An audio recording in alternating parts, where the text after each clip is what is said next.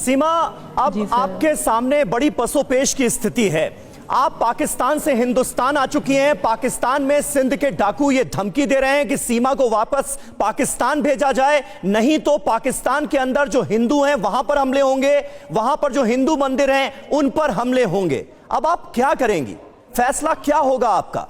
आप अपनी शादी बचाएंगी या फिर पाकिस्तान के हिंदुओं को? अब मैं क्या कहूँ सर, वहाँ भी हुकूमत है, वहाँ की भी गवर्नमेंट है, वो भी तो कुछ ना कुछ करेगी, ऐसा नहीं होने देगी। आई थिंक ऐसा नहीं हो, क्योंकि जैसे हिंदुस्तान में भी तो मुस्लिम रह रहे हैं, हिंदुस्तान में भी तो मस्जिद है, तो मुझे यकीन है, विश्वास है कि वो पाकिस्तानी गवर्नमेंट ऐसा नहीं होने देगी। ये हिंदुस्तान को डराया जा रहा है ताकि मुझे वापस भेज दिया। सीमा, आपने अभी थोड़ी देर पहले कहा, हैदर के बाप, चाचा, मामा यही सब करवा रहे हैं। अभी थोड़ी देर पहले आपने कहा कि बात इतनी खुल गई और सबके सामने आ गई, अगर नहीं किसी को पता चलता तो बात यहां तक नहीं पहुंचती। क्या आप ये चाहती थी कि हिंदुस्तान में आप ऐसे ही छुप के रहें, गुमनामी में रहें, बिना बताए किसी को रहें कि आप पाकिस्तानी नागरिक हैं? मैं सचिन की पत्नी बन के रहना चाहती नहीं, लेकिन आप क्या किसी को बताना नहीं चाहती थी कि आप पाकिस्तान से आई हैं? आपकी प्लानिंग यही थी क्या? ऐसा कुछ नहीं है, मैं आईडी कार्ड वगैरह बनवा लेती, पर मैं आगे चल रही, क्योंकि मुझे इसी बात का डर था कि मैं हिंदू धर्म में आई हूँ, क्योंकि मैं पहले से आ चुकी हूँ। स्वाभाविक बात है कि नागरिकता एक दिन में या 6 महीने में नहीं मिलती है। क्या आपको ये बात मालूम नहीं थी जब आप भारत में आई थी? वो भी पाकिस्तान के नागरिक को इतनी सरलता से, इतनी इजी, इतने आसान से नागरिकता, यहाँ की सिटीजनशिप नहीं मिलती है। मुझे सर इतनी मालूमात नहीं थी यहाँ की, फिर भी हमने सोचा हम शादी कर लेंगे, जब हमारी कोर्ट की मैरिज हो जाएगी तो मैं यहाँ की हो जाऊँगी, क्योंकि आमतौर पे ऐसा होता है, अगर एक देश के लड़के से किसी की शादी हो जाए तो वहीं की वो बन जाती है।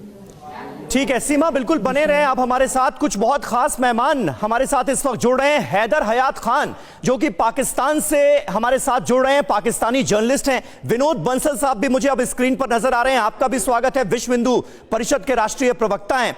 लेकिन हैदर हयात खान साहब, पहला रिएक्शन मैं आपके मुल्क से ही चाहूंगा, क्योंकि पाकिस्तान के सिंध के डाकुओं की इस धमकी को वहां की हुकूमत, वहां के हुक्मरान, वहां का निजाम कैसे लेता हुआ नजर आ रहा है?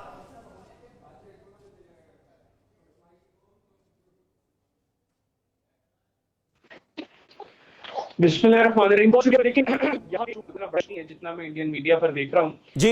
जहां तक ताल्लुक है सीमा के मामले का, मैं जाती तौर पर समझता हूँ ये उनका इनफरादी अमल है। अगर उनको ये बेहतर लगा तो वो वहां यहाँ पर मूव कर गई है, और इसमें अब इंडियन गवर्नमेंट इसको किस तरीके से ट्रीट करती है, कैसे डील करती है, क्योंकि डेफिनेटली जिस तरह आपने पहले बताया कि बहुत मुश्किल होता है किसी भी पाकिस्तानी सिटीजन को इंडिया में एक्सेप्ट करना। तो ये तो सीमा को पहले सोचना चाहिए था इस सारे प्रोसेस को, कि वो लीगली मूव करती वहां पर। जहां तक उनका जो है वो रिलीजन कन्वर्ट करने का मामला है, मैं समझता हूँ कि यहाँ पर चंद लोगों के सिवाय बहुत लोग।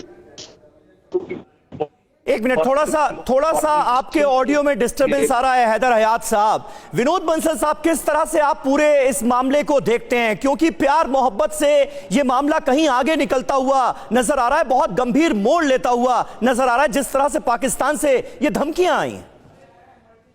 देखिए, पाकिस्तान की गीदड़ भभकियों के सामने मुझे लगता है सीमा बहन को चिंता नहीं करनी चाहिए।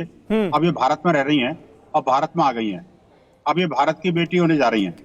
आप देखिए कि मैं कहता हूं कि ये जो जिन बीड़ों के, जंगलों के और डाकुओं की आप बात कर रहे हो ना जी, तो मैं आपको बता दूं कि मैं जिस क्षेत्र का जन्म लिया हूं, मैं वो बीड़ों का जन्म है।